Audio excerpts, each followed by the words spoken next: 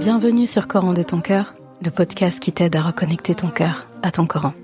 Je suis Oustada Zainab, enseignante dans les sciences du Coran et médecin. Et depuis plus de 15 ans maintenant, j'apprends aux femmes à comprendre et à vivre leur Coran au quotidien. J'ai la ferme conviction que le Coran est la clé d'un cœur apaisé, d'une vie alignée et d'une relation saine et belle avec Allah subhanahu wa ta'ala. À travers ce podcast, je t'invite chaque semaine à puiser dans les merveilles de notre Coran et dans les sagesses de notre bien-aimé Mohammed sallallahu alayhi wa sallam, pour redonner un nouveau souffle à divers pans de ta vie. Prends donc ce temps pour toi. Et belle écoute. Assalamu alaikum wa rahmatullah wa barakatuh. Très très contente de revenir, de te retrouver pour un épisode. Allez, on va dire qu'on commence une nouvelle saison maintenant, vu que on change de période, et j'aime bien commencer une nouvelle période par le mois qui arrive, Ramadan. Donc on va dire maintenant qu'on est dans une nouvelle saison pour les épisodes de podcast. Alors c'était une belle pause me concernant, l'occasion de prendre un bon recul, de bien avancer, de se ressourcer, de vraiment prendre le temps de voir où on va, comment on y va, et qu'Allah subhanahu wa ta'ala accepte et nous permette en tout cas de continuer sur une belle lancée. Donc je suis vraiment content de revenir. Quelque part, j'ai l'impression d'avoir toujours été là, puisque en coulisses on travaille. Donc alhamdulillah. En tout cas, on remercie Allah subhanahu wa ta'ala. Et aujourd'hui, j'aimerais revenir avec un épisode qui va nous préparer aux deux plus grandes périodes, les deux plus grandes bénédictions qu'Allah subhanahu wa ta'ala a placées dans notre année, dans notre vie. Et il s'agit du mois de Ramadan et de la période de Hajj. Mais avant d'aller plus loin, je te laisse, comme à notre habitude, avec les ayats qui ont motivé l'épisode du jour. Bismillahirrahmanirrahim. وأذن في الناس بالحج يأتوك رجالا وعلى كل ضامر يأتين من كل فج عميق ليشهدوا منافع لهم ويذكروا اسم الله في أيام معلومات على ما رزقهم من بهيمة الأنعام فكلوا منها وأطعموا البائس الفقير. Et quand nous indiquâmes pour Ibrahim le lieu de la maison, la Kaaba, en lui disant « Ne m'associe rien et purifie ma maison pour ceux qui tournent autour, pour ceux qui se tiennent debout et pour ceux qui s'y inclinent et se prosternent. Et fais aux gens l'annonce pour le Hajj. Ils viendront à toi à pied et aussi sur toute monture, venant de tout chemin éloigné, pour participer aux avantages qui leur ont été accordés et pour invoquer le nom d'Allah au jour fixé sur la bête qu'Allah leur a attribuée. Mangez-en vous-même et faites-en manger ceux qui sont dans le besoin. Surat al-Hajj, ayah 26 à 28. Alors, je suis assez émue de parler de ce sujet dans cet épisode-là, de ces deux périodes à l'année, parce que c'est vraiment comme ça que je vois une année. C'est comme ça que je dessine mon année. Clairement, je pense que ces deux périodes-là, donc le mois de Ramadan, le mois du Hajj, donc avec les jours sacrés, les 10 premiers jours de Dhul Hijjah, qui sont les meilleurs jours de l'année, tandis que Ramadan est le meilleur mois et renferme les 10 meilleures nuits de l'année. Eh bien, ce qui est beau avec ces deux périodes, c'est que ce sont des périodes qui renferment les deux derniers piliers de l'islam. Ces deux périodes sont des piliers parmi les piliers de l'islam. Ce ne sont pas de simples moments de l'année. Ce sont des rendez-vous qu'Allah nous donne. Et ça représente comme des stations de réforme, des opportunités de se transformer carrément. On parle vraiment de transformation ici, de mutation, si on peut dire aussi. Et ce sont des étapes vers notre akhira, donc notre éternité. Donc, pour ma part, je pense vraiment à mon sens que au lieu de voir notre année, de démarrer notre année par le nouvel an grégorien, voilà, avec tout le respect qu'on lui doit, mais au lieu de regarder nos années commencer par janvier ou à la rentrée, pour ceux qui sont à l'université ou à l'école, commencer par septembre, eh bien pourquoi est-ce qu'on ne commence pas nos années, ou en tout cas on ne va pas regarder baliser notre année selon les deux périodes que Allah subhanahu wa ta'ala nous a, avec beaucoup de rahma, offert en réalité. Et on a deux périodes pour ponctuer notre année, pour la gouverner, pour vraiment la baliser. Et c'est des périodes en plus qui sont pas très éloignées, et c'est Ramadan et la période de Hajj. Donc cette première étape, ce premier rendez-vous qu'Allah subhanahu wa ta'ala nous donne, c'est Ramadan. Donc Ramadan, c'est une période clé et qui demande une préparation qui est indispensable. Donc on va commencer par parler de Ramadan, ce cher mois de Ramadan qu'on connaît tous et finalement qui n'a plus de secret pour nous dans le sens de son côté vraiment indispensable à notre vie, à notre année. Et le prophète sallallahu alayhi wa sallam, il décrivait cette période comme un invité précieux. Un mois qui est rempli de baraka, rempli de rahma. Et c'est un mois qui arrive à grands pas. C'est pour ça que j'ai choisi de reprendre les épisodes de podcast en donnant l'honneur à cette période qui est dans moins d'un mois, Inch'Allah. Et on a la responsabilité d'honorer ce mois de Ramadan comme il se doit. Et pourquoi est-ce qu'il faut se préparer à Ramadan ? Pourquoi ? Ramadan, c'est pas une simple période de jeûne physique. Ça, je pense que tout le monde a compris maintenant. Ça, c'est has-been de penser que Ramadan se résume au fait de se priver de nourriture, de boissons, de contacts, etc. C'est un marathon. Ramadan, c'est une école de réforme. Voilà, c'est l'école de la réforme.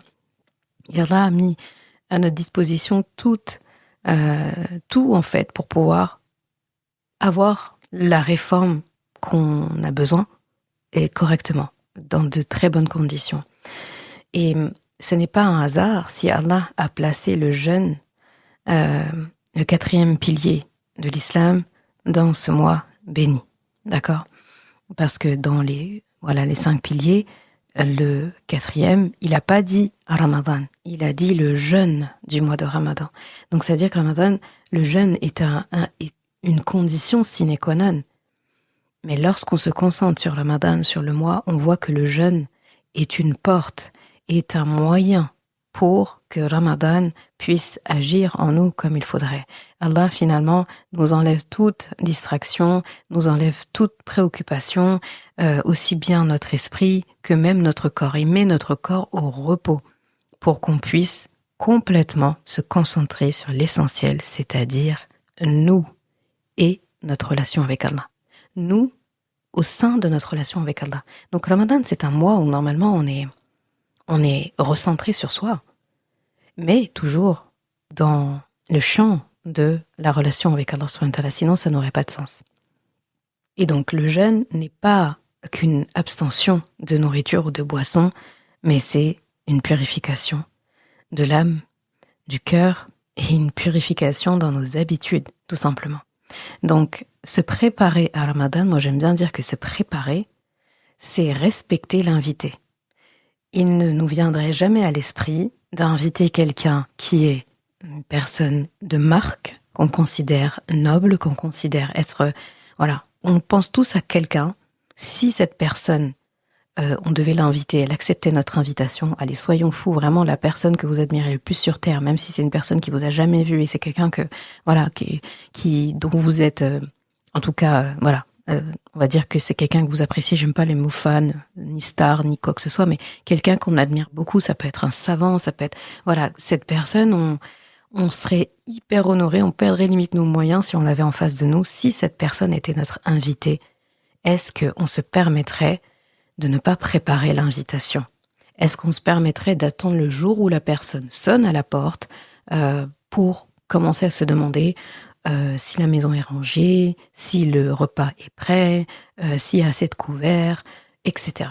En fait, on penserait à cette invitation en réalité du jour où on a envoyé l'invitation à la personne, où on l'a formulée, jusqu'au jour où la personne arrive enfin dans notre salon ou notre salle à manger, on ne fera que penser à ça. Et chaque jour, en fait, on va penser à une nouvelle idée. Ah oui, pour la déco, on devrait faire ça. Ah oui, pour le repas, on devrait faire ça. Ah oui, pour l'activité qu'on va faire ensemble, ce sera ça. On va y penser. Eh bien, se préparer, c'est respecter l'invité. Donc, imagine qu'un invité important se présente chez toi. Qu'est-ce que tu ferais pour l'accueillir ? Tu nettoies, tu ranges, tu t'organises. On est d'accord ? Eh bien, Ramadan mérite encore plus de considération. On ne doit pas attendre le premier jour de Ramadan, comme tout à l'heure je disais à propos de l'invité de Marc, on ne doit pas attendre en fait le premier jour de Ramadan pour nous mettre en condition. Et en parlant de conditions, il y a quelques axes de préparation qui sont très intéressantes. Sur le plan spirituel, on peut commencer par rattraper les jours de jeûne où on est en déficit. Donc là, avis à mes sœurs qui ont des jours en manque parce que soit elles avaient leur lochi ou leur menstru ou la maladie. Ça peut être le cas aussi pour les hommes s'ils avaient une maladie qui était peut-être pas chronique, mais une maladie qui n'a pas permis en tout cas de jeûner et que aujourd'hui, ou en tout cas la situation s'est résolue et là ils peuvent rattraper. Il faut penser à rattraper, parce qu'on a tendance à dire tout le temps les femmes, mais en réalité, il y a des hommes aussi qui ont des jours à rattraper. Encore une fois, je parle pas des maladies chroniques, parce qu'une maladie chronique, si elle nous a empêché de jeûner à un moment donné, eh ben, factuellement, les années suivantes, ça risque de rester pareil. Donc, on rattrape les jours de jeûne, n'est-ce pas ? C'est encore le temps. On reprend une lecture régulière du Coran, on essaye, on n'attend pas le premier jour de Ramadan, on multiplie des doigts, on commence à s'habituer dès maintenant aux doigts, on commence à s'habituer à les formuler, on commence à s'habituer à demander à Allah, on commence à s'habituer à demander pardon à Allah. Il faut que notre voix soit familière à des anges dans l'au-delà. Il faut qu'ils aient l'habitude de beaucoup nous entendre, au point où quand on commence nos doigts, ils se disent « Ah, c'est une telle, ah oui, elle fait ses doigts habituels. » Vraiment. Donc, vraiment... Et parmi les premières doigts qu'on peut demander, c'est de demander à Allah tout simplement de nous permettre de vivre un Ramadan réformateur, un Ramadan exceptionnel. Moi, j'aime bien demander que ce Ramadan soit meilleur que le précédent. Et chaque fois qu'on passe un Ramadan, on se dit, est-ce que ça peut être mieux que ça ? Et en réalité, oui. On a tellement de baraka, on se dit, Allah, tu peux me donner plus, vraiment, je peux avoir plus que ce que tu m'as déjà donné. Et à chaque fois, il nous montre qu'il peut nous donner plus. Mais il faut anticiper. Il faut anticiper les demandes, comme ça, le dossier sera traité rapidement, on va dire. Ensuite, on peut se préparer sur le plan physique. Sur le plan physique, ça veut dire, déjà de base, habituer son corps à jeûner. Le prophète sallallahu alayhi wa sallam, on sait qu'il avait des habitudes de jeûne pendant l'année, lundi, jeudi, les jours de pleine lune. Dès qu'il y avait des occasions, les 10 premiers jours de Dhul Hijjah, il les jeûnait. Enfin, les 9 premiers, pardon. Le 10e, c'est jour de Eid, on peut pas. Et un hadith rapporte que pendant le mois de Sha'ban, il jeûnait tellement, c'est le mois qui précède le mois de Ramadan, il jeûnait tellement que son épouse disait que on a l'impression que, enfin, on le voyait tellement jeûner qu'en fait, on se disait qu'il romprait pas son jeûne, quoi, qu'il s'arrêterait pas, tellement il jeûnait beaucoup. Et le mois de Rajab aussi, donc qui est passé, eh bien, c'était aussi recommandé de jeûner. En tout cas, il faut habituer son corps à le faire. Si c'est quelqu'un qui est en train de rattraper ses jours de jeûne, ça peut être un khayr aussi, hein, ça permet de pouvoir rattraper, et de s'entraîner, pardon, et auquel cas, voilà, mais en douceur, parce que quelqu'un qui, par exemple, dans l'année ne jeûnait pas du tout, c'est-à-dire en dehors de Ramadan, n'a pas du tout l'habitude de jeûner, ça arrive, hein, il n'y a pas de jugement, eh bien, il faut y aller mollo, il ne faut pas le mois de Sha'ban enchaîner. D'ailleurs, c'est recommandé de ne pas choquer le corps d'un coup, et donc de jeûner. Voilà, ce qu'il faut, parce que le but, c'est pas de s'épuiser avant l'heure. Mais effectivement, attendre d'un Ramadan à un autre Ramadan seulement pour jeûner, c'est dommage. Et c'est ce qui fait que les premiers jours de Ramadan, beaucoup sont KO. Alors que normalement, un jeûne, il doit pas nous mettre KO. C'est l'inverse. C'est parce que justement, on met le corps au repos, donc on n'est pas censé être fatigué, c'est l'inverse. Donc ça aussi, il faut y penser. Donc le jeûne du lundi et jeudi, c'est déjà bien, hein, machallah. Ensuite, qui dit jeûne, donc se priver de nourriture, dit qu'il faut regarder aussi qu'est-ce qu'on apporte comme nourriture dans les temps où on mange. Et donc là, c'est ajuster son alimentation, favoriser la nourriture saine, réduire les excès. Quand on dit nourriture saine, on sait de quoi on parle. Les fruits, les légumes, les nourritures vraiment qui sont pas... éviter les nourritures transformées, éviter les nourritures qui ont plein d'additifs à n'en plus finir. Hein, tu sais, les additifs, les trucs qui commencent par eux, là, en fait, quand on commence à manger, comme l'exemple d'une chips, on commence à manger et on a envie de manger on a envie de descendre le paquet. J'allais dire en manger une autre, mais en fait, on veut descendre le paquet. Ça, c'est des additifs qui créent ça. Donc peut-être les réduire. Aller vers de la nourriture plus brute, vers la nourriture bio, vers la nourriture où vraiment on sait que c'est qualitatif, on sait que c'est nutritif. Donc manger aussi beaucoup de protéines, on le sait, c'est ça qui nourrit le muscle et c'est le muscle qui nous aide à tenir dans le temps. Là, on voit des personnes qui prennent de l'âge, qui deviennent âgées et c'est les muscles qui n'ont pas ou qui sont pas assez forts qui les fatiguent. Et ça, c'est quelque chose qu'on peut commencer à travailler dès jeune, en fait. Faut pas attendre. Et tout ça, ça se nourrit. Et on mange correctement. On réduit pas ces quantités. On n'est pas voilà. C'est-à-dire même pour les personnes qui veulent contrôler leur poids, etc. et tout, c'est pas forcément une question de quantité parfois. C'est juste la qualité de ce qu'on mange. Est-ce que dans notre assiette, le légume, c'est l'accompagnement? Ou est-ce que c'est au moins la moitié de l'assiette, comme ça devrait l'être? Donc tout ça, faut prendre le temps. Et machallah, on a des personnes que ce soit dans la communauté ou en dehors, dont c'est le métier d'accompagner les gens dans leur alimentation, dans le sport, etc. Là, tout de suite, ce qui me vient en tête, je pense à ma sœur Kaina, du compte Kaina Sanapra, avec qui j'ai déjà fait des épisodes. Je pense à notre sœur docteur Nadia, qui a le compte Conso Muslim et qui a fait un très bel ouvrage au sujet de Ramadan, la nutrition, etc. Donc vraiment, je vous invite à le voir. Elle a aussi un podcast, machallah. Il y a des personnes, voilà, il y a des gens qui sont là pour ça et il faut prendre le temps. Et donc dans tous les domaines de la santé, c'est pareil pour la santé de la femme. Vous avez des sages-femmes comme Zina Hamzaoui, etc. Il y a des gens en fait qui sont là et qui peuvent apporter en fait des conseils santé. Donc il faut pas hésiter. Donc on a parlé du spirituel, on a parlé du physique, on peut parler aussi de l'émotionnel et du mental parce que ça va ensemble et c'est le temps du bilan, c'est le temps de réfléchir parce que c'est bien beau de se préparer sur le physique, de se préparer aussi en termes de dua. Il faut que je prenne le temps de réfléchir à mes besoins et je peux penser à mes besoins si je fais le bilan. Quelle a été mon année? Qu'est-ce que j'ai fait? Qu'est-ce que je n'ai pas fait? Qu'est-ce que j'aurais dû faire? Donc il faut faire un bilan personnel. Une question simple. Quelle habitude j'ai qui m'éloigne d'Allah subhanahu wa ta'ala? Et on en a tous au moins une qui fait ça. Donc on s'occupe de ça en fait.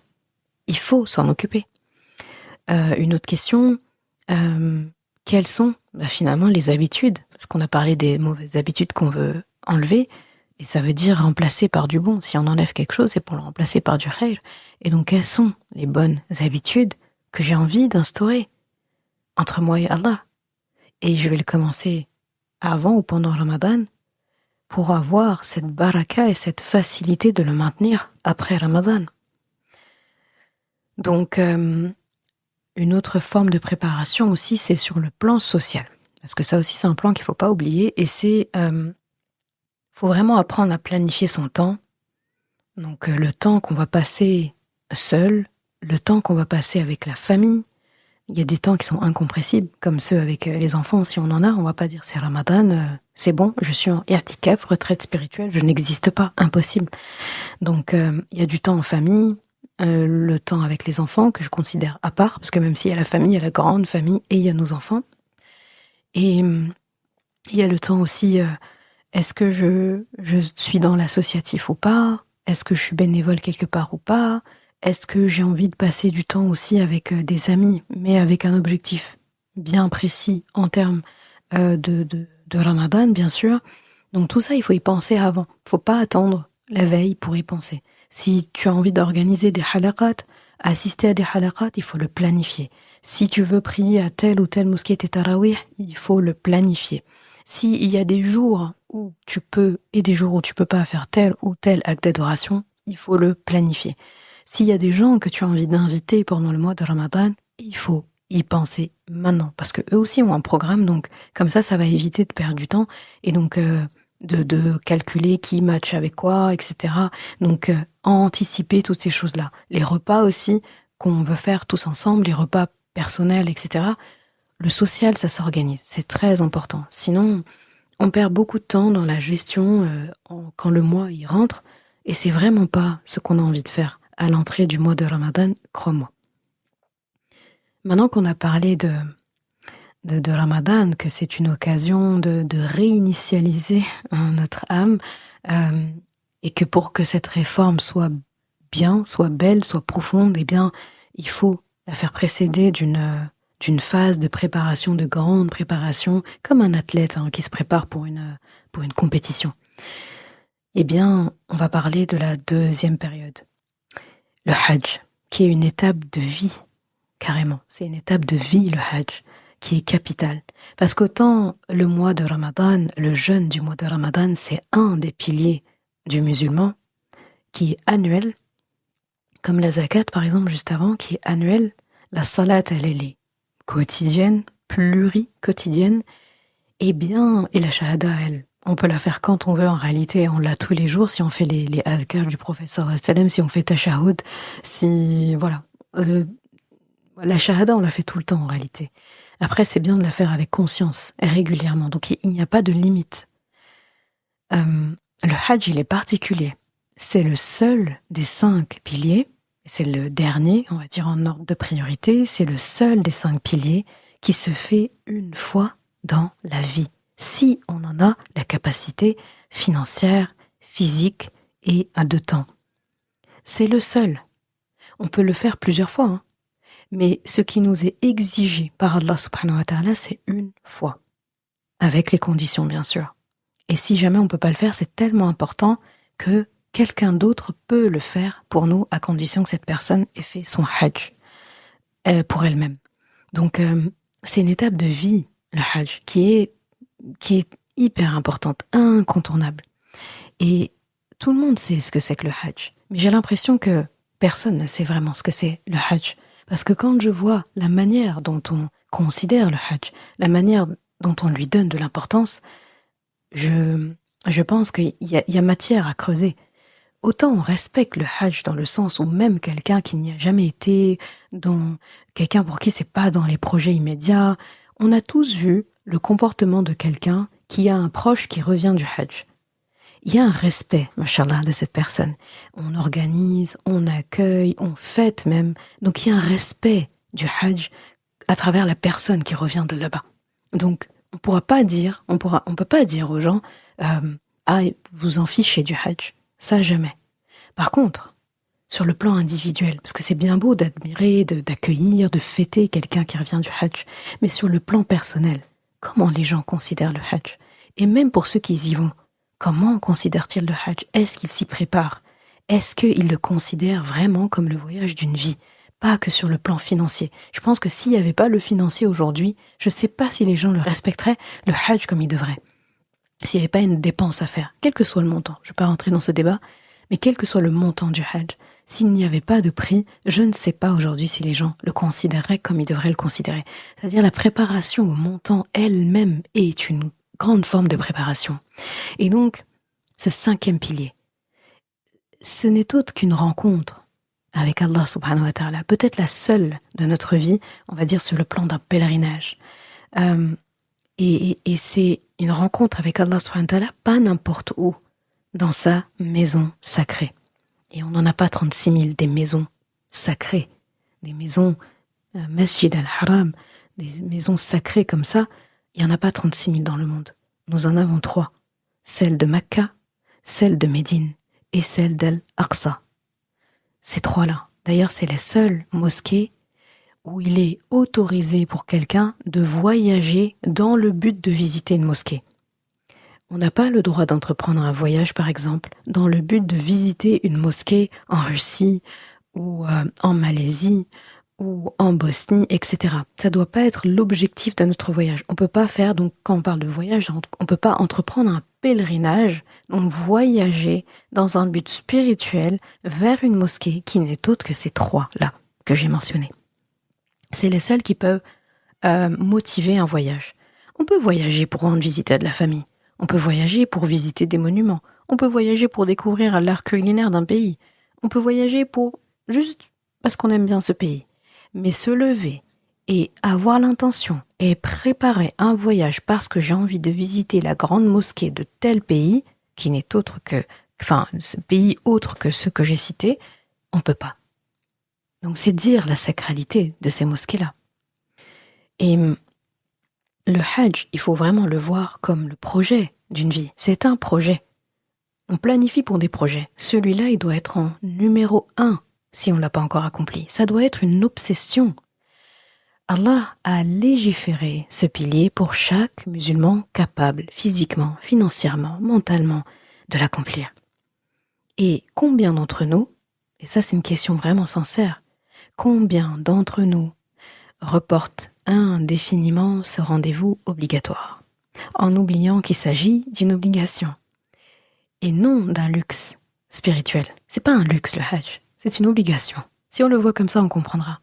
Et encore plus aujourd'hui, en 2025, je pense encore plus aujourd'hui, il faut répéter ça. Peu importe le prix, j'ai envie de dire entre guillemets, on se fiche du prix. Quel que soit le montant du Hajj, ça ne sera pas un luxe. Ça restera toujours une obligation. Il y en a qui peuvent le faire, et il y en a qui ne peuvent pas encore le faire. Il n'y a pas de gens qui ne peuvent pas du tout faire. Parce qu'Allah subhanahu wa ta'ala a donné les possibilités. Physiques, mentales, de temps, etc. Et s'il n'y a pas ça, il a donné des solutions. Quelqu'un peut faire un hajj badal pour quelqu'un d'autre, c'est-à-dire faire le hajj pour une personne. Si elle l'a déjà fait, il y a toujours une solution. Même si la personne est décédée. Vous allez voir des gens qui ont fait le hajj plusieurs fois. Et chaque fois, en plus de celle qu'ils ont déjà fait pour eux, ce sera pour une autre personne. Ça peut être aussi pour elle-même. À chaque fois, ça va être pour une autre personne. Une personne vivante, mais en incapacité d'y aller. Une personne défunte, qui n'a pas pu y aller. Regarde comme c'est beau. Tellement c'est un rendez-vous important. Eh bien, on est combien à le repousser sans raison valable? Ou on est combien à ne même pas l'avoir dans nos plans? Est-ce que c'est normal? Si on est honnête, est-ce qu'on a le droit de faire ça? Je ne pense pas. Donc le Hajj, c'est un point culminant dans la vie du croyant, de la croyante. C'est une retraite où on se déconnecte du monde. Parce qu'en plus, c'est le seul des piliers où on doit voyager pour l'atteindre. La shahada, tu peux rester chez toi. La prière, tu peux rester chez toi. Le jeûne, tu peux rester chez toi. La zakat, tu peux rester chez toi. Le hajj, tu ne peux pas le faire depuis ta maison. Tu es obligé de voyager. Quel que soit où tu te trouves dans le monde, tu voyages. Même si tu habites pas loin des rites du hajj, tu vas voyager pour y aller. Donc c'est une retraite spirituelle où tu vas te déconnecter du monde. Tu vas aller rencontrer le monde, c'est ça qui est paradoxal. Tu vas aller rencontrer du monde là-bas. Et en même temps, tu vas te déconnecter du monde. Pour te reconnecter à Allah. Parce que déconnexion de quelque chose, ça veut dire connexion à autre chose. D'accord? Et là, c'est connexion à Allah subhanahu wa ta'ala. Et c'est un voyage où, moi j'aime bien dire, c'est un voyage de dépouillement. On est dépouillé de tout en fait. Dépouillé parce que déjà les gens sont en état de sacralisation, surtout les femmes et les hommes. Mais les hommes, c'est sur le plan vestimentaire, c'est visible. On est dépouillé parce qu'on consacre notre temps à Allah subhanahu wa ta'ala. On ne peut pas travailler, on ne peut pas gagner de l'argent, on ne peut pas vendre et acheter pendant les jours du Hajj.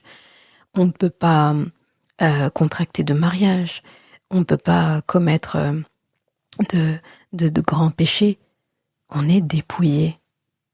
Et en réalité, devant Allah subhanahu wa ta'ala. Et c'est dans cet état-là qu'il nous accueille. C'est dans cet état-là qu'on est le plus digne d'être ses invités. Et c'est le Hajj qui donne ça. Et c'est un voyage où on quitte tout pour se tenir debout devant Allah en toute humilité. Mais ce voyage, il ne s'improvise pas. Un voyage de cette envergure-là. Regarde, je t'ai parlé de Ramadan, je t'ai dit qu'il faut s'y préparer. La zakat aussi, on s'y prépare. Je pense qu'on n'attend pas le jour où on doit verser la zakat pour se dire « Bon, qu'est-ce que j'ai fait ?» Non, dans nos dépenses dans l'année, on pense à la zakat. Dans notre manière de dépenser, on va penser à la zakat. Dans notre manière d'accumuler, d'acheter, on va penser à la zakat. Il y a des choses qu'on va se retenir d'acheter parce que ça risque de compromettre la zakat qu'on aurait dû verser. On se prépare. Même pour la prière, on se prépare. Il y a l'adhan qui vient toujours nous rappeler qu'il faut stopper nos activités et se préparer. Et on va faire nos ablutions, on fait l'appel à la prière, on fait l'iqama, on commence à prier. Donc on se prépare. Donc que dire du seul pilier qu'on nous demande une seule fois dans la vie? Une seule fois. Si ici on ne parle pas de préparation, on ne se préparera plus jamais pour rien. C'est plus la peine de se préparer pour quelque chose si pour le hajj on ne se prépare pas. Donc ça ne s'improvise pas. On se prépare au hajj parce que, comme je dis, contrairement aux autres piliers, celui-là il est à accomplir une seule fois dans une vie. Une fois. Et c'est à dire, je me répète beaucoup, mais c'est tellement important, c'est dire en fait à quel point cette occasion est précieuse, elle est unique. Et si tu as l'intention de partir au hajj cette année ou l'année prochaine, qu'Allah te l'accorde, eh bien, je pense à quelques points essentiels pour t'y préparer. On va commencer par le plus important, après l'intention, parce que l'intention, ça va de soi, elle démarre tout. On va parler de ce qui rend le hajj possible ou pas, surtout aujourd'hui, et c'est l'aspect financier. Même si on a déjà vu des gens qui financièrement n'étaient pas du tout en capacité d'y aller, et le hajj arrive, et les gens, ces personnes-là font partie des appelés d'Allah subhanahu wa ta'ala, ils figurent dans la liste des invités. Parce que si Allah a décidé qu'une personne apparaîtrait, elle va apparaître. Donc, mais il faut quand même attacher sa monture et il faut se préparer. Il ne faut pas se dire, j'attends un miracle, je ne me prépare pas et peut-être la veille, il y a quelqu'un qui va m'appeler pour me dire, il y a ta place pour le hajj. Donc, soyons quand même réalistes et préparons, faisons les causes pour ça.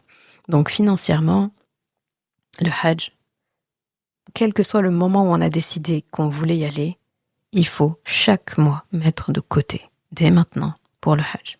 Alhamdulillah, si ça a déjà été fait avant, si tu l'as commencé avant. Si tu ne l'as pas encore commencé, il n'y a pas de problème. Commence maintenant. Si tu as déjà le montant, bismillah, commence les démarches. En plus, les démarches sont déjà ouvertes. Et ah oui, à propos, il faudra que je te parle d'une opportunité très sympathique. Enfin, comme beaucoup. Et c'est une opportunité avec... tu sais que cette année, pas comme les autres années, pour le hajj, il faut donc s'inscrire sur la plateforme Nusuk al-Hajj. Et donc, il y a des étapes. Il faut remplir son dossier, il faut mettre ses informations personnelles, etc. Dans un deuxième temps, il y a une validation du dossier, dans le sens validation des informations. Est-ce que les photos sont aux normes? Donc, c'est vraiment de l'administratif. Dans un deuxième temps, il y a le portefeuille numérique qui est ouvert. Donc, on peut remplir son portefeuille numérique, faire les virements, etc. vers les agences saoudiennes qui s'occupent de ça. Ensuite, on choisit les packs, donc du coup, les différentes formules, donc en nombre de jours, les hôtels, etc. Et après, donc il faut une validation définitive, et voilà. Et donc dans ce sens-là, en tout cas pour ceux qui partent de France, parce que je connais pour ceux qui partent de France, je peux pas parler pour les autres pays, il y a différentes agences françaises qui proposent l'accompagnement au Hajj sur place. Donc attention, ce ne sont pas des agences qu'on rémunère ici, pour organiser le Hajj, puisque ce n'est pas eux qui organisent les vols, les hôtels, les transports, etc. Tout ça, c'est géré par l'Arabie.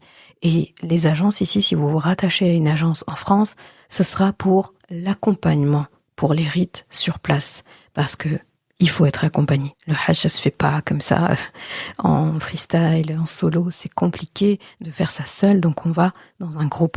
Et donc chaque agence a quelques packs qui lui sont attitrés, et donc il faut se rapprocher des agences qu'on a choisies pour aller, Inch'Allah, parce que c'est vraiment Allah qui permet de valider tout, en espérant que ces agences-là vous accompagnent sur place.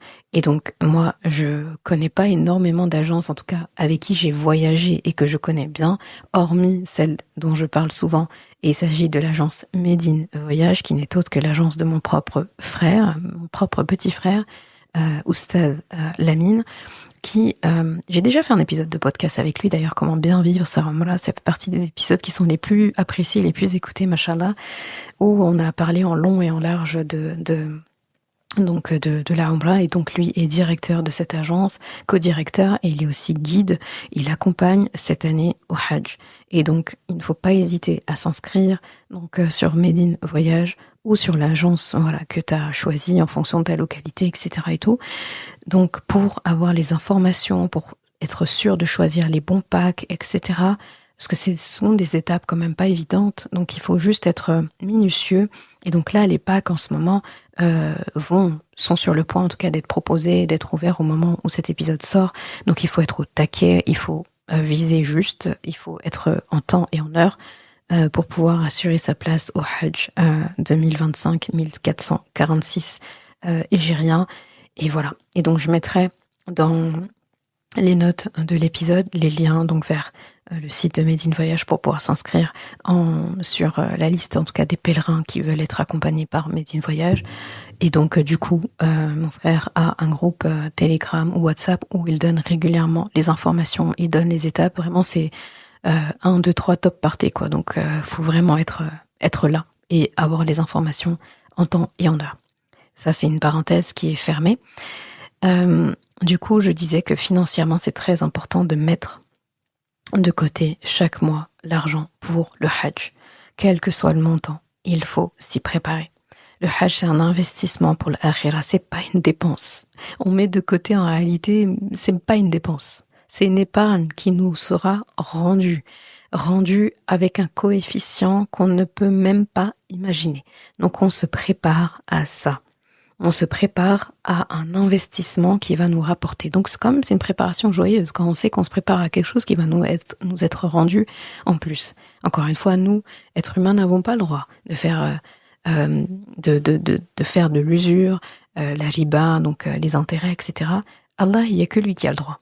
Lui, il a le droit quand on lui donne quelque chose qui nous le rende en plus, qui nous rende en multipliant, en ajoutant, en additionnant. Lui, il a le droit. Nous, on n'a pas le droit. Quand quelqu'un nous prête quelque chose, eh bien, on doit lui rendre le même montant. On n'a pas le droit de rendre plus. Allah, lui, se réserve ce droit. Il va en user. Il faut être là pour le réceptionner. D'accord ? Il faut être là pour réceptionner les surplus qu'Allah subhanahu wa ta'ala nous donne. Donc, il faut se préparer à ces surplus. Il faut le voir comme ça. Au lieu de le voir, il faut que je prépare mes dépenses. Il faut plutôt se dire, il faut que je me prépare à recevoir les surplus qu'Allah va me donner. C'est mieux de le voir comme ça. Et là, on le voit plus du tout comme une dépense, mais comme un investissement sur le long terme. Donc, c'est une priorité qui dépasse tous les autres projets matériels qu'on peut avoir, donc on se prépare. Ensuite, il faut se préparer physiquement. Le Hajj, il est exigeant. Ceux qui sont allés et sont revenus vont vous le dire. Ils vont vous dire, faites-le. Moi, ce que j'entends beaucoup, c'est qu'il faut le faire jeune. C'est physique, on marche beaucoup. Il y a des rites, des jours où on va aller jeter les pierres dans les stèles, et donc il faut marcher entre les tentes de Mina vers le lieu de lapidation des stèles. Ça fait du chemin, en fait. Donc il faut se préparer à cet exercice physique, et en plus on est beaucoup, donc il faut se préparer mentalement. Pour moi, on prépare son Hajj, on prépare son corps au Hajj bien avant. J'admire beaucoup les personnes qui, lorsqu'ils doivent aller au Hajj, se préparent 1 an avant, 6 mois avant. Ils marchent tous les jours, ils font attention à leur sommeil, ils font attention à leur alimentation, ils font des exercices d'endurance. En fait, l'obsession, c'est le Hajj. Tout ce qu'on va leur proposer, quoi que ce soit, ils vont même penser Hajj. Surtout si c'est une échéance imminente. Après, tu vas pas te préparer physiquement, on va dire, et te priver ou quoi que ce soit pour le Hajj si tu peux pas le faire avant 6 ans. Et on peut y aller mollo. Mais si c'est admettons là le Hajj 2025 qui est pas loin, voilà, sur le site de Nusuk al-Hajj, ils mettent un compte à rebours et je crois qu'on est à 122 jours là, un truc comme ça. Donc c'est dans 122 jours, ce n'est pas beaucoup, d'accord ? Si Ramadan est là en train d'arriver, le Hajj, lui, il est juste derrière. Eh bien, là, on anticipe. Et là, oui, c'est le moment de commencer à réguler son alimentation, travailler son endurance, travailler sa qualité de sommeil, etc. C'est maintenant. Tout ce qu'on va te proposer comme projet, comme sortie, comme peu importe, vise le hajj en te disant est-ce que ça va ajouter en fait à mon objectif de hajj ou est-ce que ça diminue? Ça diminue, je laisse tomber. Ça augmente, ok, on peut y aller.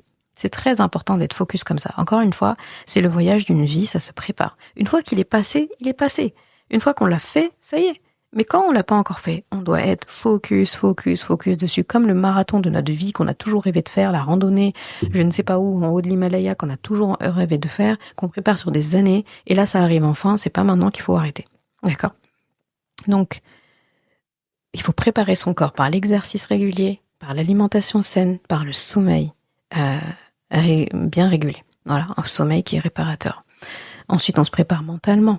Donc, il faut se renseigner sur les rites du Hajj. Il faut lire au sujet du Hajj.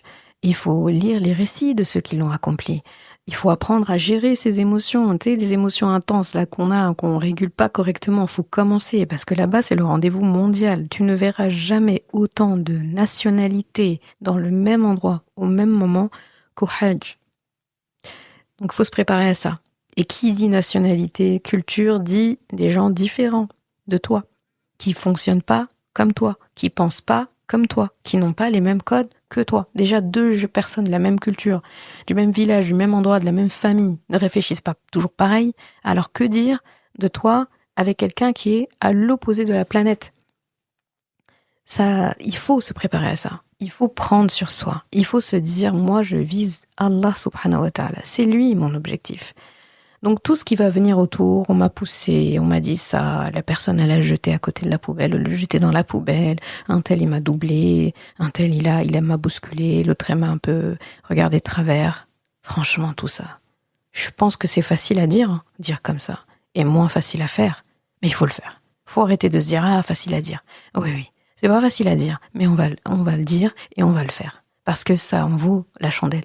Si le seul voyage de notre vie, la seule occasion de ce 5e pilier, on le gâche par un manque de patience, un manque dans notre comportement et tout. C'est dommage. Ça, c'est des regrets à vie après ça. Je le souhaite à personne. Donc on se prépare mentalement pour ce voyage.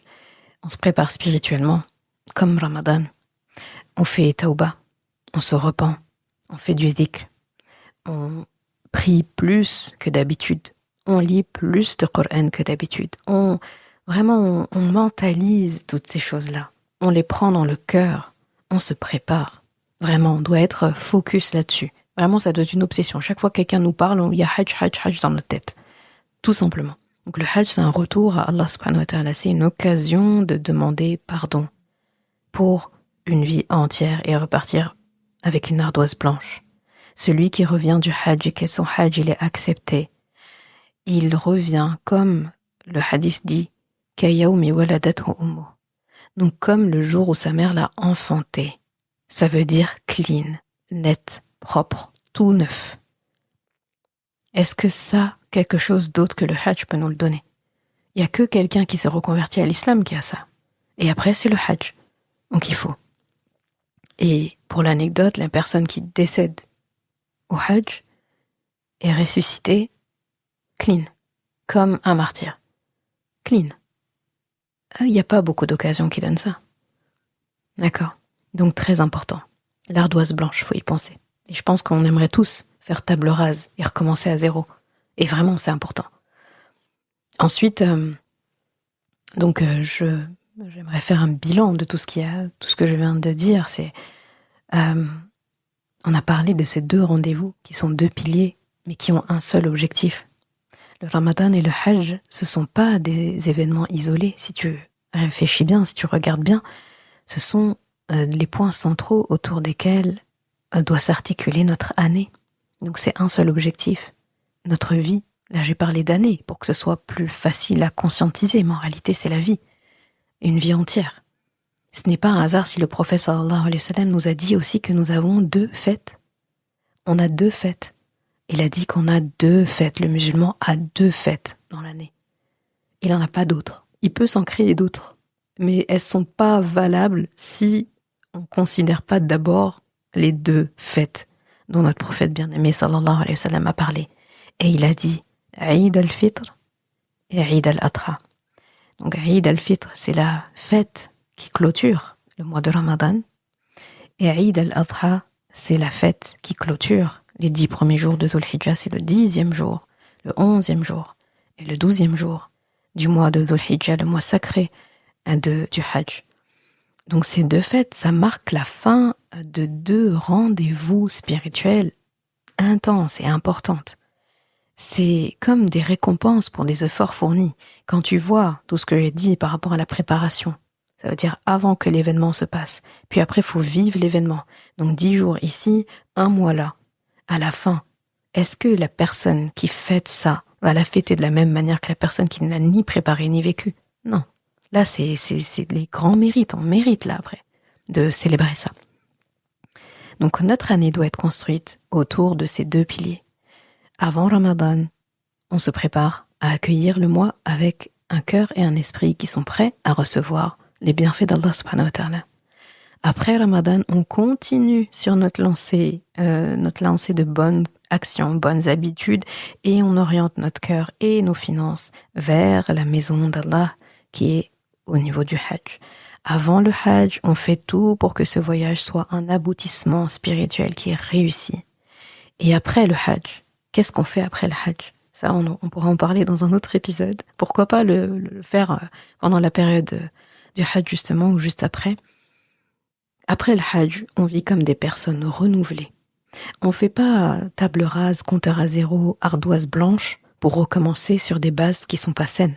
D'accord? Là, on est des personnes renouvelées.